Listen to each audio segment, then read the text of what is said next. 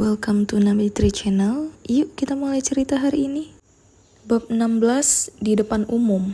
Angel bukan sekedar peliharaan. Ia sahabatku, cermin tenang dari jiwaku sendiri, satu-satunya saksiku. Di rumah yang tak pernah terasa aman. Hanya dia makhluk yang membuatku merasa aku masih berarti. Sebagian besar waktu ia lincah dan penasaran, membuatku sibuk dan sedikit lupa akan hidupku yang menyedihkan. Tapi setiap kali sesuatu terjadi dan aku menangis, ia berubah. Kelincahannya lenyap. Ia duduk di sampingku dalam diam, menunduk, matanya menatapku lama. Ia tidak berpaling. Aku melihat diriku dalam dirinya, dan seolah ia pun merasakan yang kurasakan. Ikatan kami luar biasa, begitu dalam dan tak terjelaskan. Bobby sudah berhenti berpura-pura sepenuhnya. Kesabaran palsu, kasih sayang manis yang dibuat-buat, nada lembutnya semuanya lenyap. Mungkin ia lelah mempertahankan perannya. Sore itu ia pulang dari main basket, menghembuskan nafas keras seolah baru menaklukkan sesuatu yang hebat. Handuk putih tergantung di bahunya. Ia berdiri di depan cermin, mengangkat kausnya, mengagumi tubuhnya sendiri, menunggu pujian yang tak datang. Aku tak memedulikannya. Aku tetap di lantai bersama Angel, mengelus bulunya, membiarkannya mengalihkan pikiranku. Aku bisa merasakan tatapannya, kesal karena aku tenang, kesal karena aku tidak memberi makan pada egonya. Ia mengamatiku lewat pantulan cermin, memamerkan otot perutnya, menunggu. Tapi saat aku akhirnya bicara, bukan itu yang ingin ia dengar. Aku hanya bertanya kapan aku bisa bertemu mamaku lagi. Ia menoleh, senyum di wajahnya langsung lenyap. Jadi anak baik itu masih berlaku. Bisa bertemu mamamu sekali bukan berarti kamu berhenti berusaha, katanya. Aku masih lakukan semua yang kamu minta, jawabku pelan. Oh ya, kamar sudah kamu bersihkan? Sudah, setiap sudutnya. Aku menatapnya, tak yakin apa maksudnya. Atau kenapa itu penting, tapi ia tersenyum, senyum mengejek. Seperti sudah merencanakan sesuatu yang kejam. Tatapannya berpindah ke lemari pakaian. Tanpa bicara, ia keluar sebentar. Lalu kembali sambil menarik kursi. Ia naik ke atasnya, mengulurkan tangannya ke atas lemari. Menyapu bagian belakangnya dengan jari sampai menyentuh ujung. Ia turun perlahan dan membuka telapak tangannya. Debu. Dengan tangan yang sama, ia mencengkram wajahku. Menekan pipiku sampai bibirku menjorok keluar. Rahangnya mengeras seperti biasa setiap kali marah. Tapi kali ini ada kemenangan di matanya. Kamu bohong, katanya pelan, lalu meludahiku. Ia mendorong kepalaku dengan tangan berdebu itu, lalu berjalan pergi seolah tak terjadi apa-apa. Ia menyalakan shower dan mulai bernyanyi, sumbang seperti biasa. Suaranya mengalun di atas suara air, santai, seolah semua ini hanya sore biasa. Kelenggangan itu membuat perutku mual. Ia bisa meludahiku dan mencuci tangannya sendiri dalam satu gerakan. Ludah itu mendarat tepat di bawah mataku. Aku duduk di tepi ranjang, gemetar karena marah tapi tetap diam. Apa yang bisa kulakukan? Aku berkata pada diri sendiri bahwa aku tak punya pilihan, bahwa ia sudah menjadi suamiku dan itulah perangkapnya. Shower berhenti, pintu terbuka, dan ia keluar dengan handuk melilit pinggang. Suaranya lembut, nyaris ramah. Makanya berhenti bohong, kamu bahkan tidak pandai melakukannya. Aku selalu bisa tahu. Ia sedang mengelap wajahnya ketika tiba-tiba berteriak. Handuknya dipenuhi semut merah dan salah satunya menggigit bibirnya. Ia tersentak, mengumpat pelan dan mengguncang handuknya dengan panik. Sekilas kepuasan melintas di dadaku, tajam, hampir membuatku tersenyum. Tapi aku menahannya. Ia menatapku, memastikan aku tidak tertawa. Tapi mataku mengkhianatiku, dan aku tahu ia melihatnya. Karma datang terlalu cepat dan rasanya nyaris manis. Malu, ia mengambil pakaiannya dan berganti di kamar lain. Saat aku menaruh Angel kembali ke kandangnya, aku melewati ibunya yang kali ini sedang di lantai atas. Ia berdiri di depan lemari yang selama ini tak pernah kuizinkan untuk kubuka. Bobby selalu bilang isinya dokumen penting. Tapi sekarang pintunya terbuka, dan di tangannya ada foto.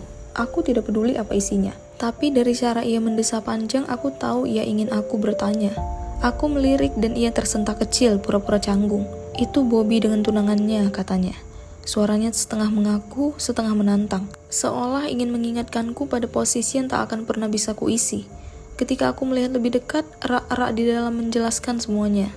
Ia menyimpan segalanya, boneka, cangkir, foto-foto masa lalu mereka. Jadi inilah dokumen penting yang disembunyikannya. Museum kenangan milik orang lain. Aku terdiam. Jika posisi kami terbalik, kalau akulah yang menyimpan kenangan seseorang sebelum dia, ia pasti sudah menghukumku tanpa ragu. Tapi aku menjaga wajahku tetap tenang. Aku menolak memberi reaksi yang diinginkannya. Wajah ibunya terlihat kecewa. Jadi ia menambahkan, setengah bernostalgia. Dia orangnya baik sekali. Dulu sering ajak mama keluar. Mandarinnya juga bagus. Aku memang sering disebut malas karena tak mau belajar Mandarin, dan kini ia memuji wanita sebelumku karena hal itu. Saat itu aku paham, ia tidak sekedar tidak menyukaiku, ia sudah memilih siapa yang seharusnya menjadi menantunya, dan bukan aku. Bobby muncul tak lama kemudian, sudah berpakaian rapi. Ia melihat kami, cukup untuk tahu sesuatu baru saja terjadi. Tapi tidak bertanya, ia langsung berjalan melewati kami menuju mobil. Aku mengikutinya masih membawa perih dari apa yang kulihat di lemari tadi. Semua boneka, cangkir, foto yang disimpannya adalah bukti bahwa aku bukan satu-satunya di hatinya. Ia selalu bilang aku hidupnya, tapi ibunya baru saja menunjukkan bukti sebaliknya. Luka itu masih hangat ketika aku duduk di mobil. Jadi ketika aku menggoda, sebenarnya bukan bercanda. Itu sisa sakit yang lolos sedikit, tapi juga rasa puas, aneh karena kali ini buktinya jelas. Untuk sekali ini bukan aku yang salah, dan itu memberiku sedikit keberanian. Aku berkata pelan, berkas penting ya.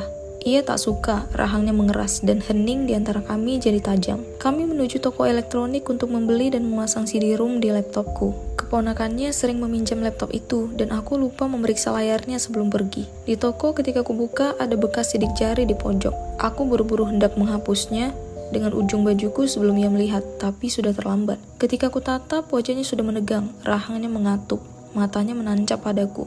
Dan aku tahu apa yang akan terjadi sebelum itu benar-benar terjadi. Untuk pertama kalinya, ia meludahiku di depan umum. Petugas toko baru saja menyerahkan CD padaku untuk dicoba. Tangannya berhenti di tengah udara saat suara itu terdengar. Ia tak tahu harus melanjutkan gerakan atau menghilang. Bobby berjalan keluar terguncang, seperti baru sadar bahwa ia melupakan di mana kami berada. Aku tetap di counter, terhina. Air mata yang kutahan keluar cepat, bukan karena sakit, tapi karena malu. Lebih menyakitkan karena ada saksi. Saksi membuat sesuatu jadi nyata. Aku menunduk sedikit pada petugas toko. Maaf, bisikku.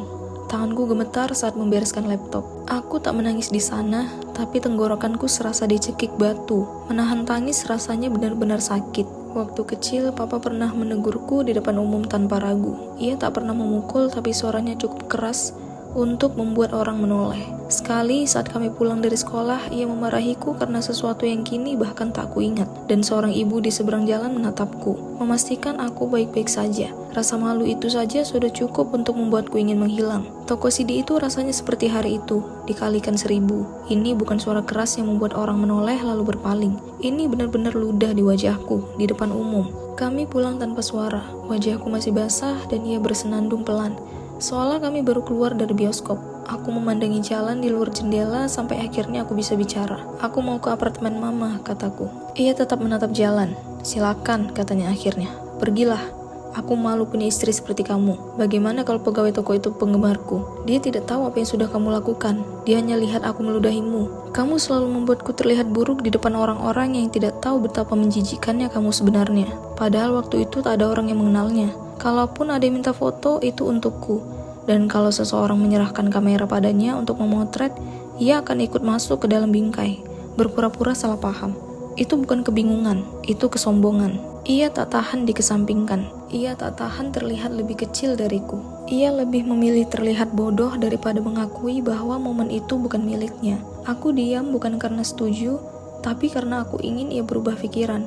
Kami sudah hampir sampai dan aku menahan nafas. Takut satu tarikan nafas salah akan membuatku kehilangan kesempatan bertemu mamaku. Untuk beberapa saat ia mengemudi seolah sungguh bermaksud mengantarku. Wajahnya tenang, seolah ia yang sedang meninggalkan, bukan ditinggalkan. Tapi semakin dekat, tangannya disetir mulai gemetar, matanya gelisah mencari jalan keluar. Dan seperti biasa, naskah lama kembali dimainkan. Sudah kuduga, kita tidak bisa begini, katanya. Kamu tidak bisa terus mau lari ke mamamu setiap kali ada masalah. Itu bukan cara pernikahan bekerja, suaranya melembut. Tolong jangan pergi, aku cinta kamu, aku minta maaf. Ayo pulang, kita baikan ya. Aku ingin pulang ke rumah, ke mamaku. Sampai rasanya aku ingin meloncat dari mobil. Bukan untuk mati, tapi untuk membuatnya nyata. Untuk memaksakan kebebasanku dan berlari ke pelukan mamaku. Kami sudah dekat, seharusnya mudah. Tapi aku berpikir terlalu lama. Mobil sudah berbalik arah, kecepatannya meningkat. Dan tiba-tiba yang kulihat hanya diriku yang mungkin celaka. Terbaring di rumah sakit, dijadikan bukti lagi bahwa aku memang masalah. Aku tidak mau itu. Aku tidak mau memberi alasan baru baginya untuk menyalahkanku. Lalu seperti biasa ia membawa-bawa nama Tuhan. Pernikahan kita diberkati olehnya, katanya. Meninggalkanku adalah dosa, kamu akan dikutuk. Istri yang pergi akan sial seumur hidup. Melawan aku sama saja dengan melawan surga. Bagian tersedihnya, sebagian diriku percaya. Sebagian lagi takut bahwa jika aku pergi, Tuhan pun akan meninggalkanku. Ia pandai membuat kewajiban terasa seperti takdir, meyakinkanku bahwa apapun yang terjadi, tugasku adalah menerima, bahwa janji kepada Tuhan mengikatku padanya, apapun yang ia lakukan. Ia lalu menebar umpan seperti biasa. Besok kamu bisa lihat mamamu, aku janji, tapi jangan sekarang, jangan dalam keadaan bertengkar.